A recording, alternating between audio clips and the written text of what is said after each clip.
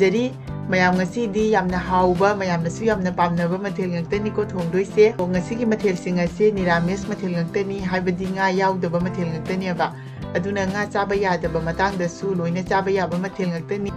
ꯈꯣꯡꯗ꯭ꯔꯨꯝꯒ ꯍꯋꯥꯏꯖꯥꯔꯒ ꯑꯃ ꯊꯣꯡꯒꯦ ꯑꯗꯨꯒ ꯎꯌꯦꯟ ꯑꯀꯪꯕꯁꯦ ꯑꯁꯤꯒ ꯗꯦꯁꯤ ꯑꯂꯨ ꯃꯆꯥꯁꯤꯒ ꯑꯃ ꯀꯥꯡꯉꯧ ꯇꯧꯖꯔꯛꯀꯦ ꯑꯗꯨꯒ आलू कंगमेट अमसु तौदोइनी आलू कंगमेट से मेट मतमदा कमाइना मेटलगदी यामना महाउ लेगनी हाइबदुसु अई मयामदा उचेगे हौजिक वीडियो से हौनबा तौजेरगे वीडियो से स्किप अमता तौदना लोइबा फावबा मीडियम ताबिउ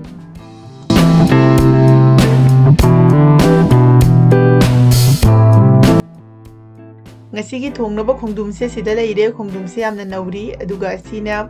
khongdum thongbasida hapnaba hawaijar leire koluwai leire aduga yenam leire aduga asina kangau tawnaba uyen akangbaga adudagi desi alu machado aduneba asigi desi alu macha se kangau tawna chabada yamna mahau lei aduga sidana alu kangme tawnaba alu ga morok kangbaga leire hauji khongdum se khairage adu khongdum se nupina khaiba phate haina banina nipana hana hale aduga फैना खाइबसु फत्ते हाइनेको अदुना जुंगना दुब खाइरे खोंगदुम सिदि पिएबा अदुना लोइना थोंगदोइनी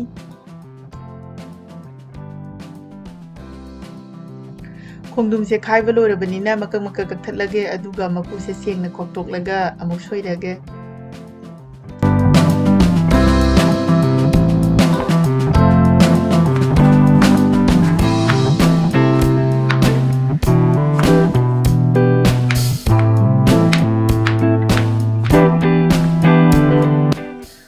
से सोइबा लोरबनिना सेंगना सामथोगा plate अमदा हपचले हौजिक असिदा उयेन अकंबसे bowl अमदा हपचले अदुगा थुना पोकथोकनबा इसिंग असाबसे हैजलनी इसिंग असाबसे हैजलगा ngahaktang haidi mase thambirani फजना पोकथोकनबा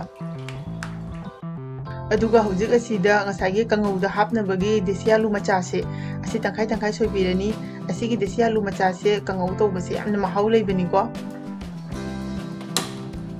हौजिक हवाइजार खुंदुम से थोंगनबा अहानबदा guess ता खांग अमा थांगले खांग से सारे थाव हापचले थाव हापला मतुंगदा तेजपत्ता हापे अदुगा पासफोरन से चामच अमा हापचले ngahaktang amuktang otpirani aduga jenam hapchalani jenam hawla matungda ngahaktang amuk olani aduga hawaijar se hapchalani aigi hawaijar se haidi thawdu ngothoga thambane ba sumaina thawdu ngotho thambasina kuina su thamba yai aduga khasu khade ma'am आई हवाईजार सेम हवाईजार करमना थमगनी हाइबगी video दो आई description दा लिंक तो हापचरमगे मैम सोइदना अदुम यिंगबियु हौजी खोंगदुम हापचले खोंगदुम हापचला मतुंगदा फजना अमुक्तंग ओटपिरनी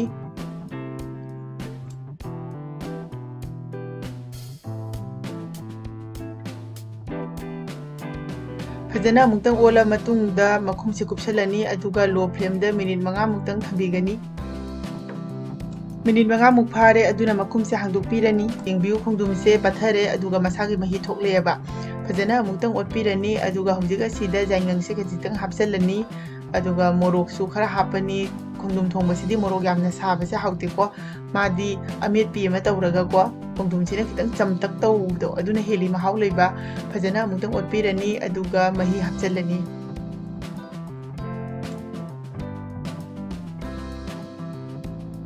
मई हाबला मतुंगदा येंसांग से फजना मुक्तंग ओटपिरनी हौजिक येंसांग से सौगले सौगलप मतांग असिदा अखोइना ngसाइगी कोलुवाइदो असे हापचलनी कोलुवाइ से ngसाइ थोंगबा हुगलप मतमदो अदुदा हापसु यायबा अदुदा असि कोलुवाइ से मरी चटपिनी यामना थुना मुल्ली अदुना इना कोना हापनी हौजिक मकुम से कुपसिलगा खोंगदुमसिगा हवाइसिगा फजना मुनबदो अदु फावबा सवलनी हाइपेट कुइना सवले हौजिक मकुम से हांदोकपिरगे खोंगदुम से मुल्लेबको अदु मयाम अइना खितंग यांग यांग नको वीडियो से याम सांगमलसु मयाम ना यंगनिंगदे नको अदुना सांग जांग जांग ना दुम हाइबनी हौजिक असिदे इसागे चांगदा थुम हापचलनी अदुगा सिदना जीरा हापनी बा जीरा सुबा हापसिना यामना महाउ लेबनी हौजिक फजना अमुतंग ओटपिरनी अदुगा अरोइबदा फतिगोम साइसनबिरनी मयाम ngasiगी खोंगदुमगा हवाइजारगा थोंगबसे लोइरे हौजिक कंगौ तौनबगी ngасai उयेन तिंगिबदो असि पोपे असि सेंगना फजना मासे अमुक अनिरंग नोइबिरनी यंगबिउ उयेन से फजना पोपे असि सेंगना चामथोकपिरनी हौजिक गेसता खांग अमा थांगले हौजिक खांग से सारे थाव हापचलनी अहानबदा जीरा मपुमसे खजिक्तंग हापनी अदुगा सिना चनम मशुबनेबा चनम मशुबसिसु हापचलनी तिलौ हापनी करिगुम तिलौ चनम से हापनिंद्रगा स्किप तौबा यागनी मोरो अतेकपा लैरे अदुगा सिदना जनम हापे ꯍꯧꯖꯤꯛ ꯑꯁꯤ ꯉꯥꯏꯍꯥꯛꯇꯪ ꯉꯧꯕꯤꯔꯅꯤ ꯃꯆꯜꯁꯤꯡ ꯑꯁꯤ ꯈꯤꯇꯪ ꯃꯨꯜꯂꯛꯄꯒꯤ ꯇꯟꯖꯥꯗꯣ ꯑꯁꯤꯗ ꯗꯦꯁꯤ ꯑꯂꯨꯁꯦ ꯍꯥꯞꯆꯜꯂꯅꯤ ꯍꯥꯞꯂ ꯃꯇꯨꯡꯗ ꯍꯧꯖꯤꯛ ꯎꯌꯦꯟ ꯑꯀꯪꯕꯗꯣ ꯑꯁꯤꯃꯨꯛ ꯍꯥꯞꯆꯜꯂꯅꯤ ꯍꯥꯞꯄ ꯂꯣꯏꯔꯕ ꯃꯇꯨꯡꯗ ꯐꯖꯅ ꯑꯃꯨꯛꯇꯪ ꯑꯣꯠꯄꯤꯔꯅꯤ ꯑꯗꯨꯒ ꯊꯨꯝ ꯆꯥꯏꯁꯤꯜꯂꯅꯤ ꯊꯨꯝ ꯆꯥꯏꯁꯤꯟꯕꯁꯤꯅ ꯃꯆꯜꯁꯦ ꯊꯨꯅ ꯃꯨꯟꯊꯍꯟꯗꯣꯏꯅꯤ ꯑꯗꯨꯒ ꯑꯃꯨꯛ ꯐꯖꯅ ꯑꯣꯠꯂꯒ ꯃꯈꯨꯝꯁꯦ ꯈꯨꯝꯖꯤꯟꯕꯤꯔꯅꯤ ꯃꯈꯨꯝꯁꯦ ꯈꯨꯝꯖꯤꯜꯂꯒ ꯂꯣ ꯐ꯭ꯂꯦꯝꯗ ꯃꯤꯅꯤꯠ 5 ꯊꯝꯕꯤꯒꯅꯤ ꯃꯆꯜꯁꯤꯡꯁꯦ ꯃꯨꯟꯅꯕ ꯍꯧꯖꯤꯛ ꯃꯈꯨꯝꯁꯦ ꯍꯥꯡꯗꯣꯛꯄꯤꯔꯅꯤ मचलसिंग से मुल्ले मचलसिंग हाइबो आलू से मुल्लदी यारे असिदे यांगंग से चम्मच तंखाय अमा हापिरनी मोरोक चम्मच तंखाय अमा अदुगा सिने जीरा से चम्मच तंखाय अमा हापसेलनी अदुगा फजना अमुक्तंग ओपिरनी फजना ओलब मतुंगदा मासे मखुम कुपसिलगा अमुक मिनिट 3 तंग लो फ्लेम दा थबिगनी अदुदगी दुम यारनी हौजिग असि मिनिट 3 मुक फारे अदुना मखुम से हांगदोपिरनी कंगौ से यारनी अदुना मई से थिंजलगे अदुगा मथक्ता फदिगोम चाइसलनी मयाम अई ngasiगी उयेन अकंगबगा आलूगा कंगौ तौबसे लोइरे हौजि आलू कंगमिट की दमकता गैस ता पेन अमा थांगले थाव हापसेलनी थाव से हंगाम थाव ओइना हापिगनी असिना मनम नुसिबा हेली असिदा हुजि मोरो अकंगबसे हापसेलनी ngah ngawrani aduga jenam hapsele jenam ga moro kang basiga puna ngah tang ngawirani aduga last ko jira powder se asi se chamas tang khai tang happy gani jira powder hapasi na horen alu kang mesi da manam se nusi andoi ba mayam na mamang da hap da taraga su hojik mathang da di jira powder se hapaga tang try to view hojik isagi changda thum hapselani thum habla matung da moro siga thum siga punna fajana ta khairani akoina iron ba oiro natraga mepi oiro ko metpa matam da थुम हापगा मोरोक सिगा पुना मेपिउबा मोरोक खप्ता मेटलदि तोयोबा सुंगा यादबनेबा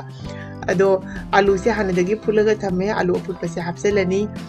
आलू अफुटपसिगा ngसागी मोरोक मेपसिगा अनि से पुना फजना अमुक तोपिरनेबा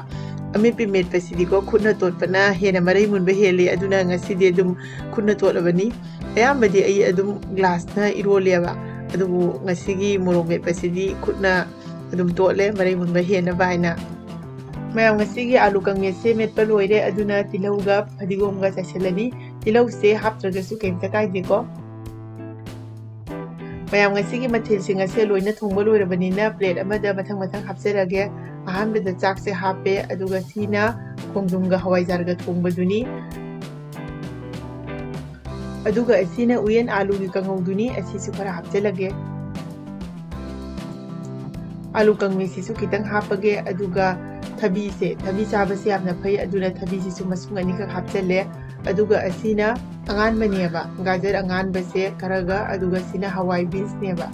मयाम अई ngasiगी चालुक से सेम्बा लोइजरे मयाम असिनी ngasiगी अई nga यावदबिदा यामना Mahav लेबा मथेल सिंग असे मयाम सु सुसोय सोयदना ट्राई तौबिउ अदु मयामना वीडियो सिना कितंग नुंगाइरगदि सोयदना लाइक शेयर